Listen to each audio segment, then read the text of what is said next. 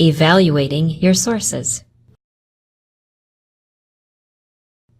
The CRAAP test, explained.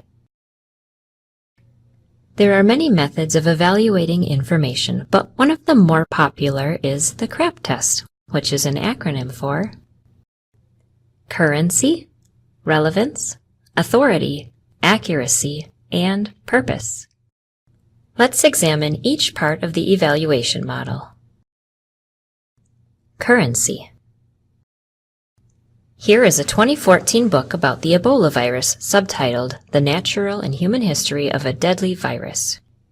If you were assigned to write a paper that covers the background on the virus, would this be new or current enough? Or if you are looking for current news sources for a paper you are writing in the summer of 2017 on recent Ebola outbreaks, would you consider this source timely? As you can see, how recently a source has been published matters more for certain topics and for what type of information you need on that particular topic. For example, with current news, many websites will update stories several times throughout the day. With a developing story, it's even more crucial to get the most up-to-date information so long as it's from a reliable source. Relevance.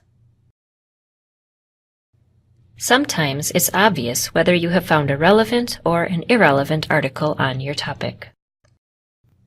More often, you will have to read more closely to determine relevance. In this example, you have found an article on discrimination, but perhaps you don't want to write about age discrimination, but rather racial discrimination in the workplace. Really, what's required is that you read to make certain that a source addresses your research question in a meaningful way. Authority.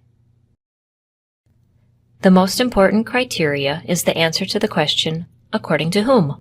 The sources you use for college-level writing must be fact-based, must align with conclusions reached through credible research, and be based upon expert knowledge.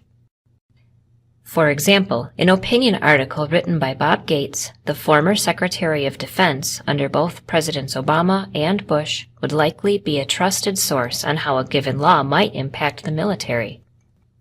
In some cases, the reputation of the organization itself, like the Pew Research Center, a nonprofit that conducts nonpartisan, non-advocacy research, means the information it produces is credible and highly reliable. Other sources boost their authority by backing up the information with credible references. On the other hand, a guy like Mike that has a blog and who doesn't reference his information with footnotes makes for a less credible source. It doesn't mean Mike is always wrong.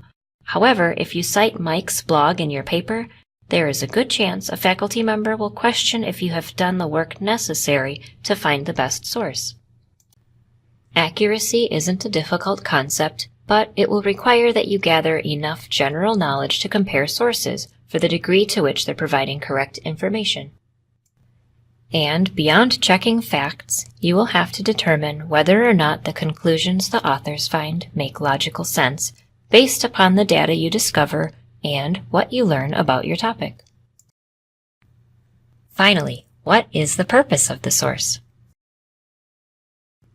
You should use only those sources that make an honest attempt to inform and teach. In this case, the articles are about celebrity impact. The purpose of most celebrity articles, however, is entertainment. Celebrities are often promoting movies, selling books, and in some cases, pushing products they have created in their names. In those instances, the accuracy of the information is not the publication's first consideration. So unless you're writing about how J-Lo sells fragrance and clothes, try to avoid these much less credible publications and news sites. Remember to apply the 5 criteria of the CRAAP test as you choose the best information sources for your writing.